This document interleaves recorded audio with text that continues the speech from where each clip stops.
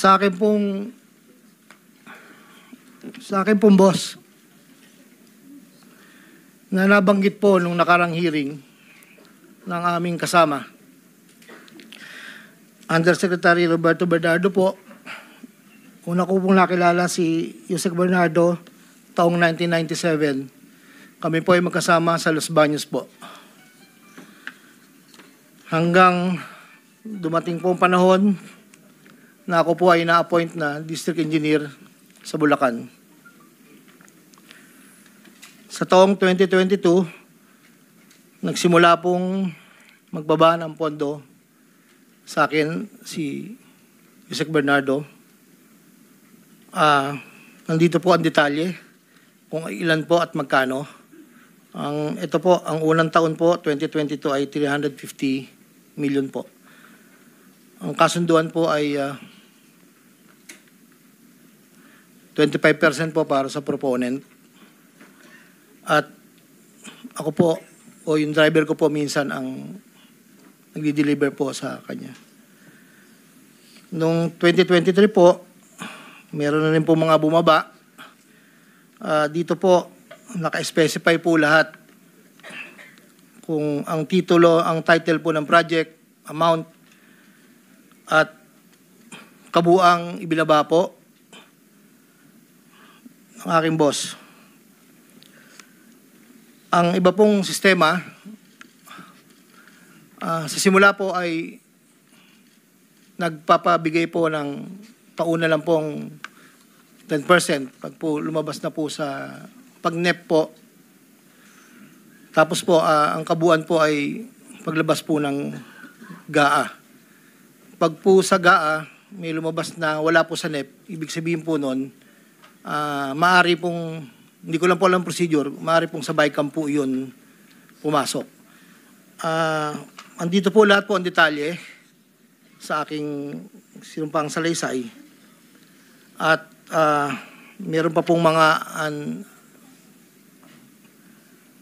UA po, ang program allocations po yata yon na naibabaran po sa akin noong 2024. At hindi naman po lahat yun ay sari-sari pong project po yata yon. 2.85 billion po.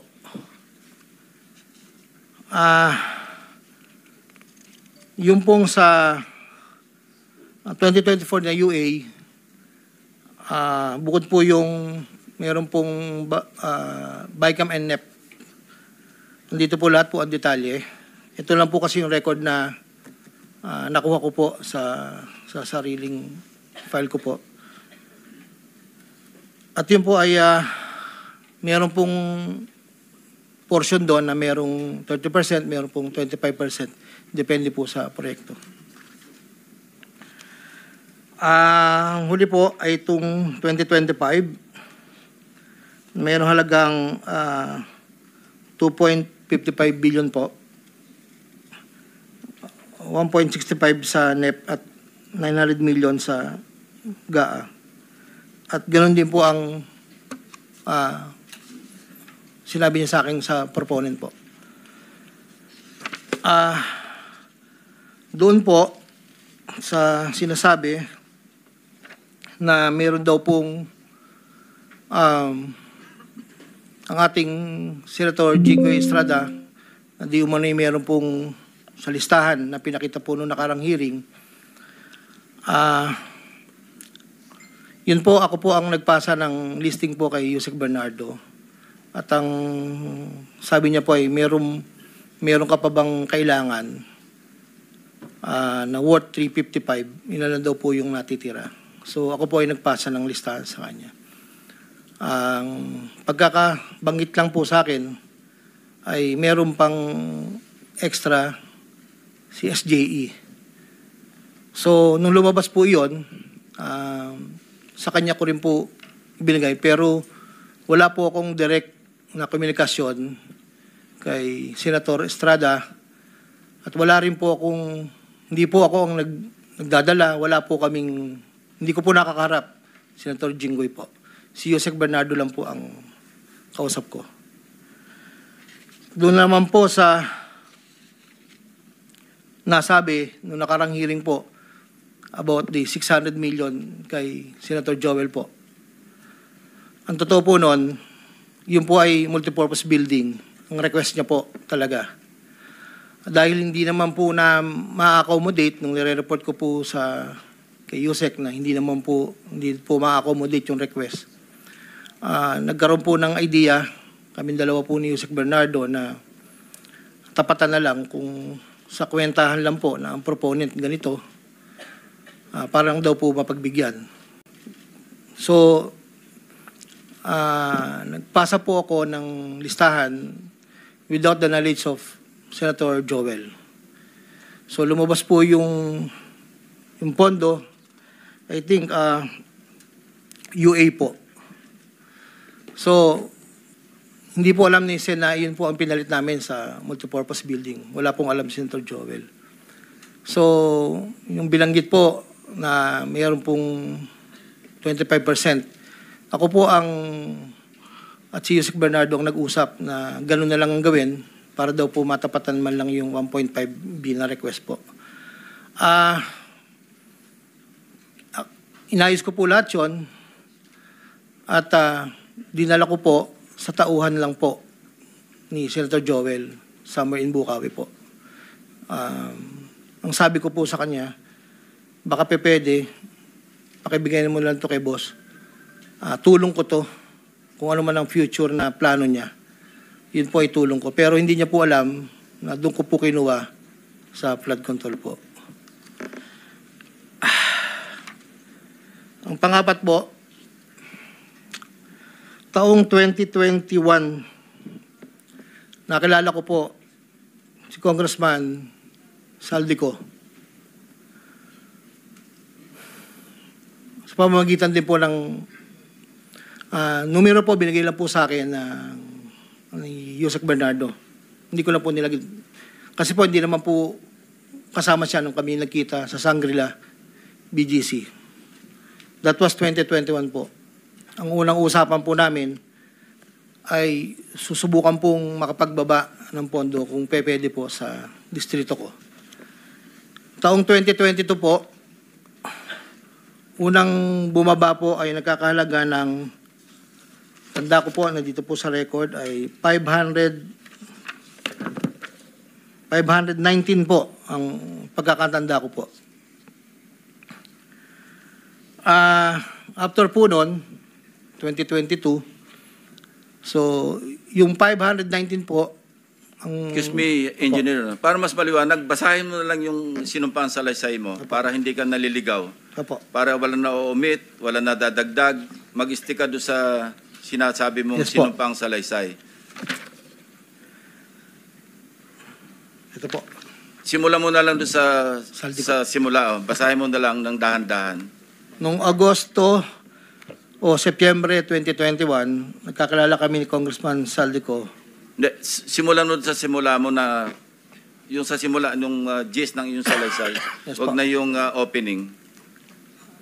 Una kong nakilala si Undersecretary Roberto Bernardo. Nagkasama kami sa Laguna. Na-promote siya ng nag-promote siya hanggang Undersecretary.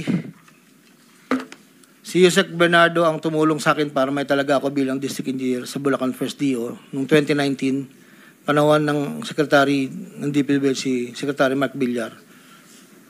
Nung panahon na yun, ang tanda ko po, Undersecretary for Operations sa Visayas, si Yusek Bernardo. Taong 2022, na magsimulang magbaba ng pondo sa aking DO, si Yusek Bernardo, ang kasunduan ay 25% para sa proponent. Ang proyekto ayon kay Yusek Bernardo, ang kabuuan ng mga proyektong naibaba ni Yusek Bernardo sa aking DO ay nagkakahalaga ng 350 million na sumusunod. Nandito po. Noong 2023, ang kabuuan ng mga proyekto na ibaba ni Yusek Bernardo sa aking DO ay halagang 710 million. Mula sa halagang ito, 450 million ang pumasok sa NEP, 260 naman po ang sa GAA. Ang para sa proponent, 25% po, at may advance ito na 5 to 15 na kalimitang hinihingi ni Yusek Bernardo kapag ganap na ang NEP base sa pagdinig sa Kamera del Representante. Samantala ang pondong na BICAM ay may advance payment na 5 to 10 nakalimitang hinihingi matapos ang deliberasyon ng BICAM at ang balansa ay babayaran pagbuo paglabas ng GAA. Ang detalye ng mga proyekto ay nandito po. Noong taong 2024, may kabuuang pondo na 3.3 billion, 150 sa NEP, 300 million sa GAA, 2.85 sa UA. Nang naipababa ni Yusek Bernardo sa aking DO, muling nagpatuloy ang 25% na bayad sa proponent ng mga proyekting ito na binibigay ko Yusek Bernardo. Tulad ng 2023, ang usapan ay mayroon ding advance payment, depende na lamang kung ito NEP o GAA. Kaya limitang inutusan ko ang aking driver na dalhin ang proponent kay Yusek Bernardo, minsan po sa parking ng Diamond Hotel. Ang detalye ng NEP 2024 ay may andito po nakasulat po. Ayon kay Yusek Bernardo, ang GAA insertions ng 2024 na magkakalaga ng 300 para po 300 million na para kay, sabi niya po sa akin, para kay Senator Bong Revilla na noon ay kumandidato bilang senador para sa 2025. Sinabihan ako ni Yusek Bernardo, Henry, kay Sed Bong yan, baka gusto mo tumulong sa kanya. Dagdagan mo ang proponent, ko na bahala. Sinabi ko kay Yusek Bernardo, sige po boss, kaya po imbis na 25 ay naging 30 ang naging proponent doon po sa 3 project na nakalagay po dito. Ang project po ay construction of flood control structure along Angat River, Sipat Section Plaridel, construction of flood control structure along Angat River, Lumang Bayan, construction of flood control structure along Giginto River, Malis Section, Giginto. Ang total po ay 300 million po. Yun po ay ayon kay Yusek Bernardo. Never ko pong nakakausap si Senator Bong Revilla. Never po. Makikita sa listahan ng mga proyektong galing sa U8 2024 na hindi lamang flood control ang mga proyekto, subalit ang proponent ay naglalaro sa 25 hanggang 30%. Noong taong 2025 ay may kabuuang halaga na 2.55 billion ang naipababa ni Yusek Bernardo sa aking DO. Tulad ng mga nakaraang taon, ang proponent ay natiling 25% sa kabuuang halaga ng pondo na naibaba ni Yusek Bernardo sa aking DO. Ang detalye ng proyekto ay nandito po. Marami po ito.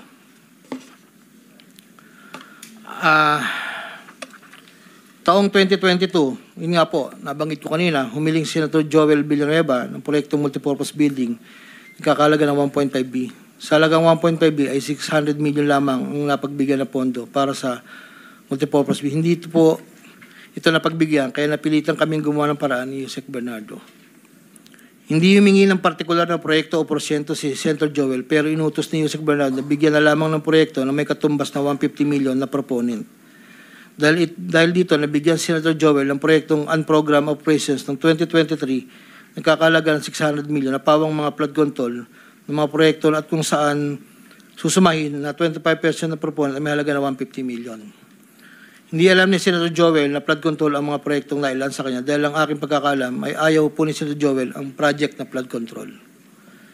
Ang halagang 150 million dila ko sa rest house sa Barangay Igulot, Bukay, Bulacan na iniiwan ko po sa tao niya na ang nagangalan lang pong Peng. Sinabi ko kay Peng na pakibigay na lang kay boss, tulong lamang yan para sa future na plano niya. Hindi po nila alam na doon galing yon sa flood control. Matapos po na hindi na po kami nagkausap. Sa kay Senator Jinggoy naman po, sa pagkakatanda ko, nasa 2024 budget hearing kami sa Senado.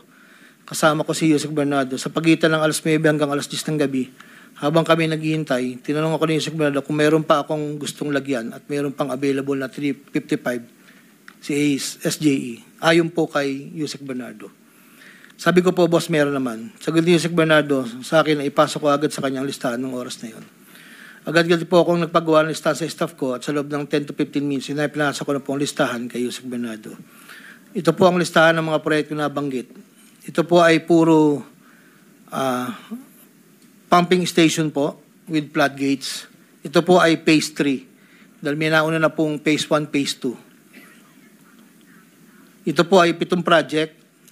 Meron pong 360 million, isang 45, isang 50, dalawang 40 million na may kabuang 355. Ang proponent po nito ay 25% at binigay ko yung Yusek Bernardo kasama ang may iba pang proponent na mga pondong biniba niya sa akin para sa taong 2025. Wala po ako direktang transaksyon o direktang pakipag-ugnayan kay Senator Jinggoy. Pangapat, Congressman Elsaldi ko.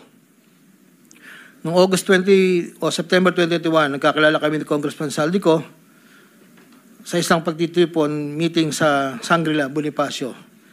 Doon ay napag-usapan namin ang plano ni Kong Saldi na sumubok na magbaba ng pondo papunta sa aking distrito para sa iba't ibang proyekto. Pagkalipas ng higit kumulang na isang buwan mula sa aming unang pagkikita, ako ay nagpasa sa kanyang listahan ng mga proyekto na may kaugnayan sa flood control at ang mga proyekto yung tayo lumabas sa General Appropriations Act of 2022 na nagkakahalaga ng, andito po, 1, 2, 3, 4, 5, 6, 6 na proyekto po to. At ang pagkakatanda ko po to ay 519 million, ang una po. Sa pagitan ng 4 na taon, mula 2022 hanggang 2025, naging tagapagtaguyod si Kong Saldi ng mga proyekto sa Bulacan First. May higit kumulang 426 na proyekto. Ang kabuang halaga ng proyekto na ito, ayon po sa nalakap kong record, ay hindi bababa sa 35 billion, 24 million pesos. Million or billion? Billion, Your Honor. Andito po yung summary. Pwede ko pong state, Your Honor. Go ahead. Sa taong 2022, yun po yung una, bycam lang po ito ayon sa record ko po. 519 million. Sa 2023, 5 billion 790 sa NEP, 3 billion 250 sa bycam, at 3 billion 890 sa UA. 2024, 5.8 billion sa NEP, sa bycam 5.084, sa UA 3.306. Sa 2024, nagkakalaga po ng total na 14 billion 190. Sa 2023, 12 billion. Sa 2022, 519. Noong pong 2025, ay 7 billion 385 na lang po sa NEP. Wala na pong kasunod.